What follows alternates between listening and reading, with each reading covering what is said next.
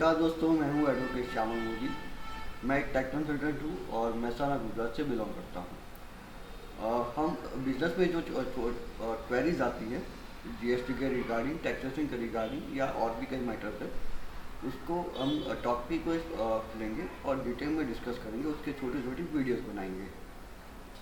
तो दोस्तों हम स्टार्ट करते हैं जीएसटी के रिगार्डिंग क्वेरीज से। तो आज का पहला टॉपिक है, जो बेसिक क्वेश्चन आता है सबको, कि जीएसटी रजिस्ट्रेशन कब देना चाहिए। तो उसमें बेसिकली हम इस टॉपिक को दो पार्ट में डिवाइड करेंगे। पहले तो अगर आप सिर्फ और सिर्फ गुड्स में डील करते हैं, अगर आप सिर्फ गुड्स में डील करते हैं और अगर आपका टर्नओवर, एनुअल टर्नओवर अगर 40 लाख से ज़्यादा जाता है, तो आपको जीएसटी रजिस्ट्रेशन कंपल्सरीली लेना पड़ेगा। अगर आपका एनुअल, अगर आप दूसरी बात है, अगर आप अपने स्टेट से दूसरे स्टेट पे अगर गुड्स सेल करते हैं तो भी ये आपको जीएसटी रजिस्ट्रेशन लेना पड़ेगा, भले ही आपका 40 लाख से टर्नओवर कम हो। दूसरी बात, अगर आप गुड्स और सर्विसेज या सिर्फ सर्विस में डील करते हैं तो उसमें क्या रहेगा।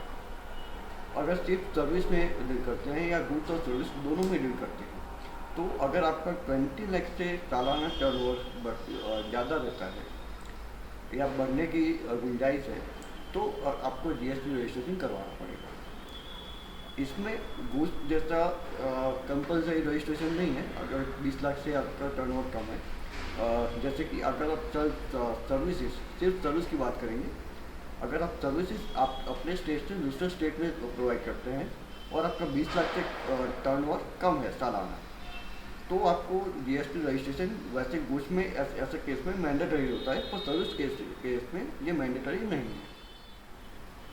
और दोस्तों, ये हमने जो बात कही 20 लाख और 40 लाख की, ये कुछ स्टेट्स में ये लिमिट्स कम है। जैसे कि बात करते हैं आसाम की, मेघालय की, जो नॉर्थ ईस्टर्न स्टेट्स है जिसको 7 सिस्टर्स कहा जाता है, उन स्टेट्स में, और जम्मू कश्मीर में, हिमाचल प्रदेश में, ऐसे कुछ स्टेट्स हैं उसमें ये लिमिट्स कम है। फॉर गुड्स के लिए 20 लाख है और सर्विसेज के लिए 10 लाख है। अब बात करते हैं दोस्तों, जीएसटी रजिस्ट्रेशन का आपको लेना है, पर कौन सी स्कीम में जाए, ये टॉपिक ही भी इंटरेस्टिंग है। इसको हम डिवाइड करते हैं, ये दो स्कीम है, एक नॉर्मल स्कीम है और एक कंपोजिशन स्कीम है। तो कंपोजिशन स्कीम में किसको जाना चाहिए और नॉर्मल स्कीम में किसको जाना चाहिए। तो अगर दोस्तों आपका टर्नओवर, पहली बात, अगर आपका टर्नओवर 1.5 करोड़ से कम है और आपका बेसिकली रिटेल में सेल ज़्यादा है, मतलब कि एंड यूज़र को, आप एंड कस्टमर को आपका सेल ज़्यादा है, जैसे कि फॉर एग्जांपल किराना की दुकान हो गई या फिर रिटेल स्टोर हो गया, कोई भी रिटेल स्टोर हो गया, तो उनको जो बायर्स है वो एंड यूज़र होंगे, उनका कोई जीएसटी रजिस्ट्रेशन नहीं होगा, वो अपने काम के लिए खरीद कर रहे होंगे आपसे। तो उनको, वैसे आपके कस्टमर ज़्यादा हैं, तो आपको कंपोजिशन स्कीम में आपके लिए बेनिफिशियल रहेगा।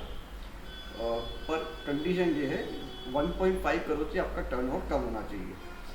अब बात करते हैं नॉर्मल स्कीम में कब जाना चाहिए और किसको जाना चाहिए।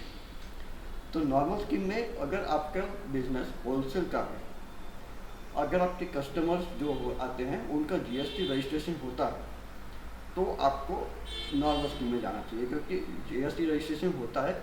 अगर आप नॉर्मल स्कीम में जाते हैं तो आप जो जीएसटी पे करते हैं वो उनको, सामने वाले आपके कस्टमर को, वो आईटीसी मतलब कि इनपुट टैक्स क्रेडिट मिलेगी उसकी।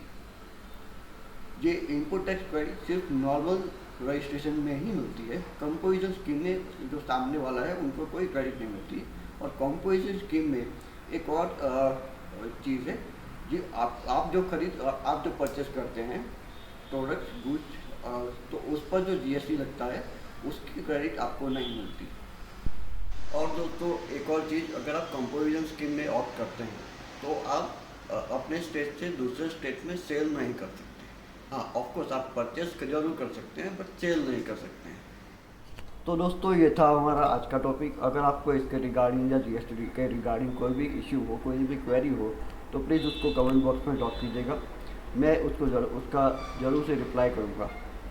और अगर आपको ये वीडियो इन्फॉर्मेटिव लगी हो, अच्छी लगी हो, तो प्लीज़ उसको लाइक कीजिएगा, शेयर कीजिएगा और मेरे चैनल को सब्सक्राइब कीजिएगा। Thank you very much.